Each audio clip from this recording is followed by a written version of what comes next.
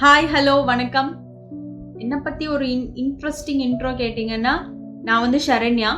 By profession I am a teacher, by passion I am a shooter, by aspiration I am an ஆர்டிஸ்ட்னு சொல்லலாம். டக்குன்னு கொஞ்சம் இன்ட்ரெஸ்டிங்காக சுருக்கமாக சொல்லுங்கன்னு நான் இதுதான் சொல்லுவேன்.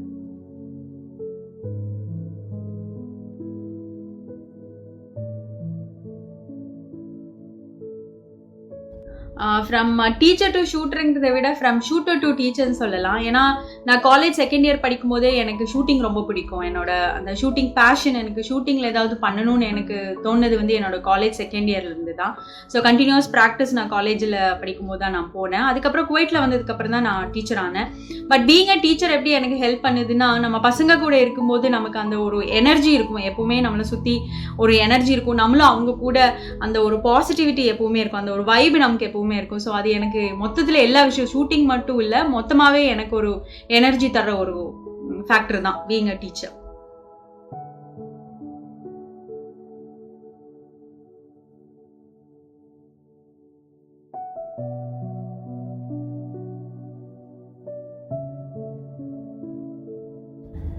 ஆக்டிங் இன்ட்ரெஸ்ட் கேட்டிங்கன்னா, நான் காலேஜ் ஸ்கூலில் படிக்கும் போதெல்லாம் இந்த ஸ்கிட்டு ட்ராமாலாம் பண்ணியிருக்கேன். பட் இப்போதைக்கு கொஞ்சம் சீரியஸாக ஆக்டிங்னு கேட்டிங்கன்னா, அதோட கம்ப்ளீட் கிரெடிட் வந்து என்னோடய ஃப்ரெண்டுக்கும் என்னோடய ஃப்ரெண்டோட ஹஸ்பண்டுக்கும் தான் கொடுக்கணும். என்னோடய ஃப்ரெண்டோட husband is a very talented director. So ஒரு அசோசியேஷன் ப்ரோக்ராமுக்காக நாங்கள் ஒரு ஸ்கிட்டுக்காக தான் நாங்கள் வந்து அவரை மீட் பண்ணேன் நான். ஸோ அங்கே கேட்டார், அவர் ஒரு ட்ராமா இருக்குது பண்ணுறீங்களான்னு கேட்டார். அவர் வந்து அதில் மேல் லீட் கேரக்டர், நான் வந்து ஃபீமேல் கேரக்டர். ஸோ பண்ணுறீங்களான்னு கேட்டார். அது வந்து ஒரு பக்கா ஸ்டேஜ் ட்ராமா, ஒரு 13 பேஜ் டைலாக் எல்லாம் இருக்கிற ட்ராமா. நான் போனேன், ஒரு 1.5 மாதம், ஒரு 2 மந்த்ஸ் கிட்ட நாங்கள் வந்து அதுக்காக ப்ராக்டிஸ் பண்ணோம். டெய்லி ரிஹர்சல் இருந்தது. ஆனால் சொல்லியே ஆகணும், அந்த ஃபஸ்ட்டு 2-3 வாரம் என்னோட எக்ஸ்ப்ரெஷன்லெஸ் ஃபேஸை பார்த்து எல்லாம் பயந்துட்டாங்க. எனக்கு சுத்தமாக வரல. அப்புறம் அவங்களோட ஒரு ப்ராக்டிஸ், அவங்களோட அந்த ட்ரைனிங்னால தான் எனக்கு வந்து கொஞ்சமாவது வந்தது.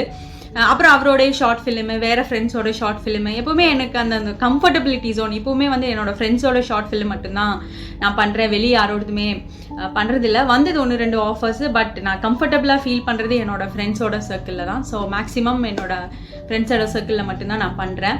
எப்படி போயிட்டுருக்குன்னு கேட்டிங்கன்னா, இப்போ கோவிட்னால, நம்ம பேண்டமிக் சிச்சுவேஷன்னால கொஞ்சம் போஸ்ட்போண்ட் ஆயிருக்கு. ஒரு 2 ப்ராஜெக்ட் பண்ணலான்னெல்லாம் பிளான் பண்ணியிருந்தோம். அது வந்து போஸ்ட்போண்ட் ஆயிருக்கு. ஸோ மற்றபடி ஆக்டிங்கில் இன்ட்ரெஸ்ட் பெருசாக இருக்கான்னு கேட்டிங்கன்னா, டிக்டாக்கெல்லாம் எனக்கு இப்போ பண்ணுறதுக்கு பிடிக்கும். அதுக்கப்புறம் ரொம்ப பண்ண மாட்டேன், பட் பண்ணி நானே எனக்கு ப்ரைவேட்டாக வச்சுக்குவேன். இந்த மாதிரி நல்ல கான்செப்ட் வந்துச்சுன்னா டெஃபினட்டாக பண்ணுவேன். அதுவும் என்னோட ஃப்ரெண்ட்ஸ் சர்க்கிளில் மட்டும்தான்.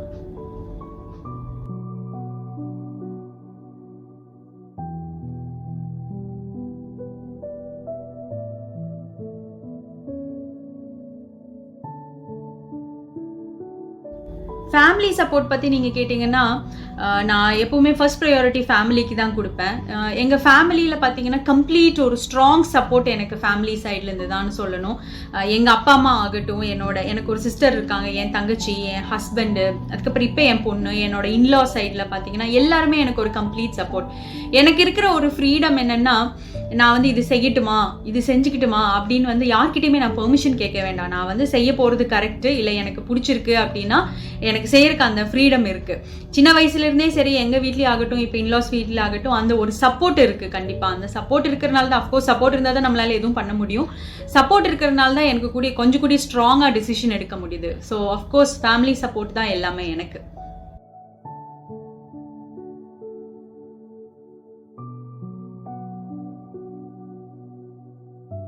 என்னை பொறுத்த வரைக்கும் நான் ஃபேமிலிக்கு எவ்வளோ இம்பார்ட்டன்ஸ் கொடுக்குறனோ அதே அளவு இம்பார்ட்டன்ஸ் வந்து நான் என்னோட ஃப்ரெண்ட்ஸுக்கும் கொடுப்பேன். ஏன்னா என்னோட ஃப்ரெண்ட்ஸ் தான் எனக்கு வந்து ஒரு மோட்டிவேட்டிங் ஃபேக்டர்னு சொல்லலாம். நான் கம்ப்ளீட்டாக டவுனாக இருக்கும்போது எனக்கு அந்த ஒரு ஸ்ட்ரென்த், எனர்ஜி தரது வந்து கண்டிப்பாக என்னோட ஃப்ரெண்ட்ஸ் தான். கொஞ்ச நேரம் அவங்க கிட்ட பேசினா ஈஸியாக ரிலீவ் ஆயிரும். என்னோட ஒரு சர்க்கிள் ஆஃப் ஃப்ரெண்ட்ஸ் பார்த்தீங்கன்னா, என்னை பார்க்கும்போது நான் ஈஸியாக எல்லாருக்கிட்டையும் கனெக்ட் ஆயிடுவேன். நிறைய ஃப்ரெண்ட்ஸ் எனக்கு இருக்கிற மாதிரி இருக்கும். ஆனால் என்னோட ஒரு க்ளோஸ் ஃப்ரெண்ட்ஸ் ஆஃப் சர்க்கிள் பார்த்தீங்கன்னா, ஒரு 4-5 பேர் தான் எனக்கு very close friends of circle. அதில் 2 பேர் என் கூட சின்ன வயசுலேருந்தே ஸ்கூலில் படித்தவங்க. ஸோ என்னோட ஃப்ரெண்ட்ஸோட அந்த ஒரு எனர்ஜி, அந்த ஒரு சப்போர்ட் தான் கண்டிப்பாக. ஃபேமிலியோட சப்போர்ட்டும் ஃப்ரெண்ட்ஸோட மோட்டிவேஷன் தான் என்னோட ஸ்ட்ரென்த்தே.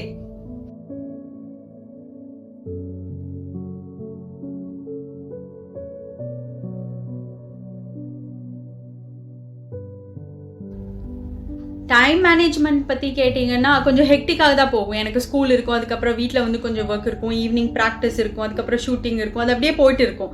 அதில் இம்பார்ட்டண்ட்டாக ஏதாவது வரும்போது என் பொண்ணுக்கு அசைன்மெண்ட் சப்மிட் பண்ணும், பொண்ணோட எக்ஸாமு, எங்களுக்கே வந்து எக்ஸாம் இருக்கும், நாங்கள் correction work, question paper preparation அப்படின்னு போயிட்டே தான் இருக்கும்.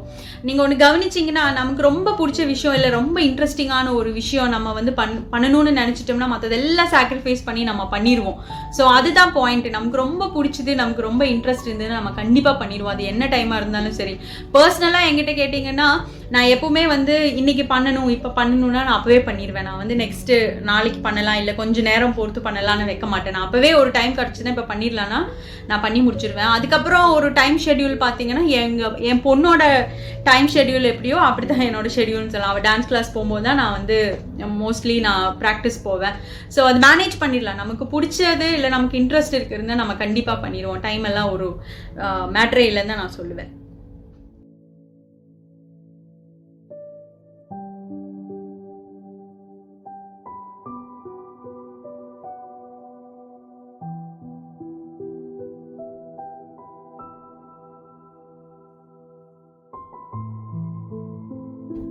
ஃபஸ்ட்டு இந்தியன் விமன் அதோட ரெஸ்பான்ஸ் பற்றி நீங்கள் கேட்டிங்கன்னா எப்படி சொல்கிறதுன்னு தெரியல.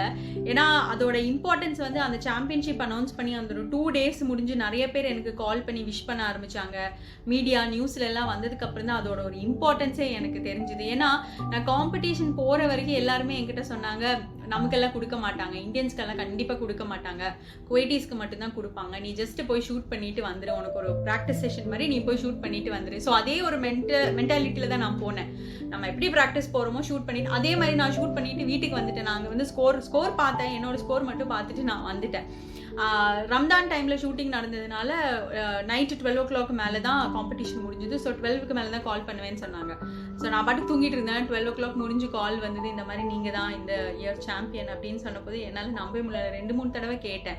அதுக்கப்புறம் ஃபஸ்ட்டு நான் என் ஹஸ்பண்டை கூப்பிட்டு சொன்னேன். அதுக்கப்புறம் எங்கள் வீட்டில் உடனே எங்கள் அப்பா அம்மாவை கூப்பிட்டு சொன்னேன். யாருனாலையும் நம்ப முடியல, நான் அப்படியே விட்டுட்டேன். நெக்ஸ்ட் டே காலையில் தான் எனக்கு வந்து அவ்வளோ விஷஸ்ஸு, அவ்வளோ பேர் கால் பண்ணாங்க. குவைட்டில் இருந்தும் சரி, ஃப்ரெண்ட்ஸும் சரி, எல்லோரும் கால் பண்ணாங்க. அதுக்கப்புறம் மீடியாவில் வந்தது. அதுக்கப்புறம் தான் எனக்கு அதோட ஒரு இம்பார்ட்டன்ஸ் தெரிஞ்சுது. ஒரு இவ்வளோ பெரிய ஒரு விஷயம், இவ்வளோ பெரிய ஒரு அச்சீவ்மெண்ட்டுன்னு எனக்கு அப்புறம் தான் புரிஞ்சுது. எனக்கு ரொம்ப சந்தோஷமாக இருந்தது. ஏன்னா நம்ம சின்ன வயசுலேருந்தே ஒரு பேஷனுக்காக ரொம்ப நாள் வெயிட் பண்ணி ஒரு 12 years பிரேக் முடிச்சு இது முடியுமா இருக்கிற டைமில் அதை அச்சீவ் பண்ண எனக்கு வந்து ஒரு காம்படிஷன் போனால் போதும்னு மட்டும்தான் என்னோட ஒரு அம்பிஷனாக இருந்ததுன்னு சொல்லலாம். அதில் போய் வின் பண்ணதுங்கிறது வந்து எனக்கு ரொம்ப சந்தோஷமாக இருந்தது. எப்படி எல்லாரும் ரியாக்ட் பண்ணாங்களா, எல்லாருமே ஹாப்பியாக இருந்தாங்க. அதுதான் ரொம்ப இம்பார்ட்டன்ட். அங்கே ரேஞ்சில் நான் ஒரே ஒரு இந்தியன் தான். இப்போ ப்ராக்டிஸ் பண்ணுறதுக்கும் சரி, காம்படிஷனில் பார்ட்டிசிபேட் பண்ணதுக்கும் சரி, எல்லாருமே குவைட்டீஸ்லேருந்து என்னோட காம்படிட்டர்ஸ் வரைக்கும் எனக்கு ரொம்ப ஹெல்ப் பண்ணாங்க. ஏன்னா காம்படிஷன் வந்து அரபிக்கில் தான் நடந்தது. எனக்கு அவ்வளோக்கா அரபிக் ஃப்ளூவெண்ட்டாக தெரியாது, பட் கொஞ்சம் வேர்ட்ஸ் எல்லாம் தெரியும். பட் ஸ்டில் அவங்க தான் எனக்கு ட்ரான்ஸ்லேட் பண்ணி ஹெல்ப் பண்ணாங்க. அதுக்கப்புறம் அவார்ட் கொடுக்கும்போதும் சரி, எல்லாருமே என்னை விஷ் பண்ணிகிட்டே ஹெல்ப் பண்ணாங்க. ஸோ எல்லாருமே ரொம்ப ஹாப்பியாக இருந்தாங்க. நம்ம ஊர்லேயே இருக்கட்டும், இங்கேயா இருக்கட்டும், என் ஃப்ரெண்ட்ஸ் எல்லாருமே ரொம்ப ஹாப்பியாக இருந்தாங்க. ரொம்ப என்கரேஜ்மெண்ட் கொடுத்தாங்கன்னு தான் சொல்லணும்.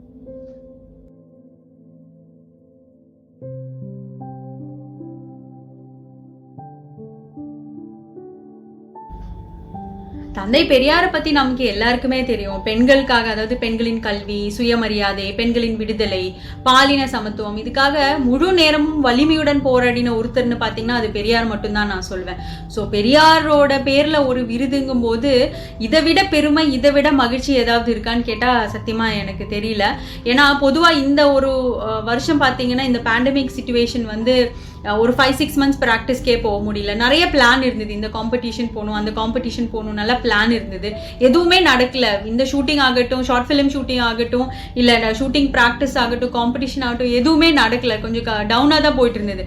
அந்த டைமில் பெரியார் விருது அப்படின்னு அனௌன்ஸ் பண்ண போது எனக்கு என்னமோ நீ எந்திரி கிளம்பி ஏதாவது செய்யி புறப்படு அப்படின்னு சொல்கிற மாதிரி ஒரு ஊக்கம் தர ஒரு விருதாக தான் நான் பார்க்குறேன் இந்த ஒரு விருதை. என்னோட வெரி க்ளோஸ் மூமெண்ட்ஸ் இல்லை என்னோட வெரி பெஸ்ட் மூமெண்ட்ஸில் வந்து கண்டிப்பாக ஒரு மூமெண்ட் வந்து இந்த பெரியார் விருது அனௌன்ஸ் பண்ண அந்த மூமெண்ட்டு தான் சொல்லுவேன். எனக்கு ரொம்ப பெருமையாக இருந்தது. ரொம்ப ஒரு இமோஷனலான ஒரு மகிழ்ச்சி இருந்தது எனக்கு வந்து அவங்க ஃபோன் பண்ணி சொன்ன போது. அதுக்கு கண்டிப்பாக குவைத் திமுகவுக்கும் செம்மொழி தமிழ் பண்பாட்டு கூடலுக்கும் வந்து என்னோட நன்றியை கண்டிப்பாக நான் சொல்லியே ஆகணும். நான் சொன்ன மாதிரி இதை விட மகிழ்ச்சி, இதை விட பெருமை எனக்கு இனி என்னாவது இருக்குமான்னு கேட்டால் எனக்கு தெரியல. அந்த அளவுக்கு நான் ரொம்ப சந்தோஷமாக இருந்தேன் இந்த அவார்ட் கேட்ட போது.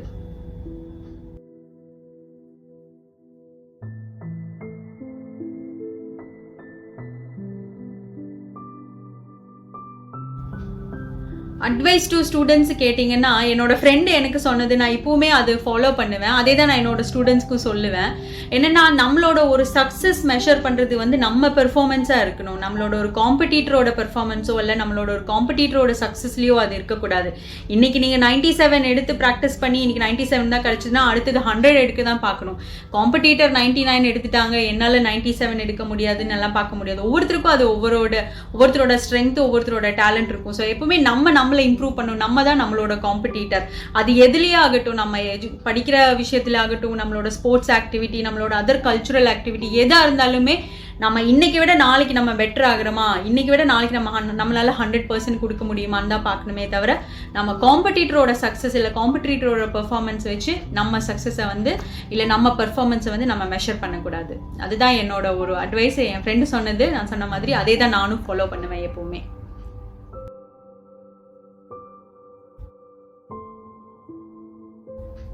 என்கிட்ட இன்ஸ்பிரேஷன் ரோல் மாடல் கேட்டிங்கன்னா, எனக்கு அப்படி பர்டிகுலராக ஒருத்தர் தான் எனக்கு வந்து இன்ஸ்பிரேஷன், ஒருத்தர் என்னோட ரோல் மாடல் அப்படி இல்லை.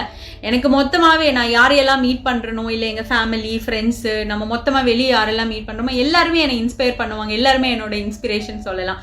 எல்லாருக்கிட்டையுமே ஒரு பாசிட்டிவ் எலமெண்ட் கண்டிப்பாக இருக்கும். ஸோ ஒவ்வொருத்தர்கிட்ட இருந்து ஒவ்வொரு பாசிட்டிவ் நான் எடுத்துக்குவேன். ஸோ அதுதான் என்னோட இன்ஸ்பிரேஷன் ரோல் மாடல்னு நான் சொல்லலாம்.